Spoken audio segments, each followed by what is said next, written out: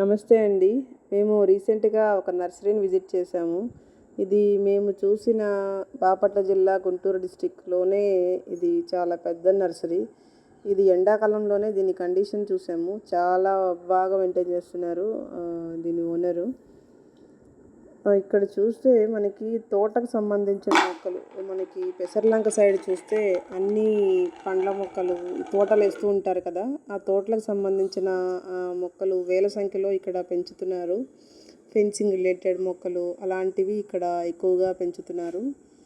ఇది 4 ఎకర్స్లో ఉందండి. ఈ 4 ఎకర్స్ కూడా కంప్లీట్గా నర్సరీ సంబంధించిన మొక్కలనే పెంచుతున్నారు. అన్ని పెద్ద మొక్కలు, అన్ని సైజు మొక్కలు ఇక్కడ ఉన్నాయి.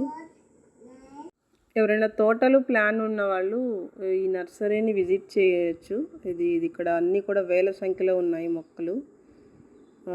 మొక్కలు ఇవన్నీ కూడా ఎండాకాలంలో మేము తీసినప్పుడు వీడియో ఇది. ఎండాకాలంలో అప్పుడే స్టార్ట్ అయిన వర్షాలప్పుడు, బట్ ఆ టైంలో కూడా వీళ్ళు చాలా బాగా మెయింటైన్ చేస్తున్నారు. ఇక్కడ చూస్తే ఒక వెరైటీ ఆఫ్ ఉసిరి మేము చూసామండి. ఇక్కడ కంప్లీట్ చెట్టు నిండా కూడా ఉసిరికాయలు ఉన్నాయి. ఇది వర్షాకాలంలో ఉసిరికాయలు ఉన్నాయంటే ఇది రేర్ వెరైటీ.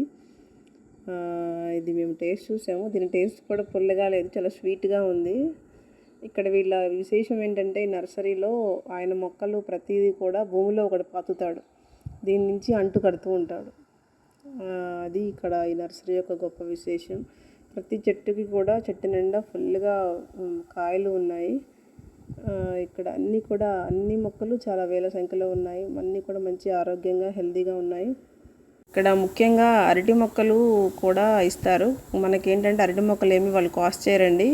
ఇక్కడ అన్ని తోటలు ఉంటాయి కదా, అరటి తోటలు.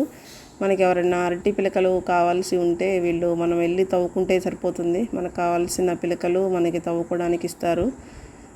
మనం తవ్వుకోకపోతే ఆ తవ్వుకోవడానికి తగిన కాస్ట్ ఇస్తే కూడా మనకి తవ్వి పెట్టి మొక్కలు సప్లై చేస్తారు. ఈ మొక్కలు చూసారా, ఇవన్నీ కూడా రకరకాల జాము మొక్కలు. ఎవరైనా మొక్కలు కొనాలనుకున్న వాళ్ళు గుంటూరు, బాపట్ల, రేపల్లె, బట్టిప్రోలు దగ్గరలో ఉన్న వాళ్ళు ఈ నర్సరీని విజిట్ చేయండి. మీకు కావాల్సిన మొక్కలను కొనుక్కోవచ్చు. వర్షాకాలంలో కండిషన్ ఇంకా బాగుంటుంది. నాకు మొక్కలంటే ప్రాణం అండి. ఎందుకంటే మనం పెంచిన పిల్లలు కూడా మనల్ని కొంతకాలం తర్వాత వదిలి వెళ్ళిపోతారేమో, కానీ మనం పెంచిన మొక్క మాత్రం మనం చనిపోయే వరకు మనతోనే ఉంటుంది, మనకు కావాల్సిన కాయల్ని ఇస్తుంది. నేను సంవత్సరానికి 20-30 మొక్కలు పెడతాను. దానిలో 30 మొక్కలు బతకాలని అనుకుంటాను, కానీ నాకు 1-2 మొక్కలు బాగా పెరిగి పెద్ద అయినా కూడా సంతోషపడతాను.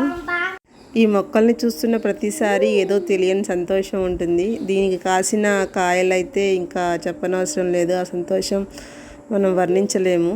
అంత గొప్ప ఫీలింగ్ వస్తుంది. ఒక కాయ కాయనివ్వండి, 2 కాయలు కాయనివ్వండి. మేమైతే నేను తనకి, మా హస్బెండ్కి టైం దొరికినప్పుడల్లా నర్సరీకి ఇలా తీసుకెళ్తూ ఉంటాను.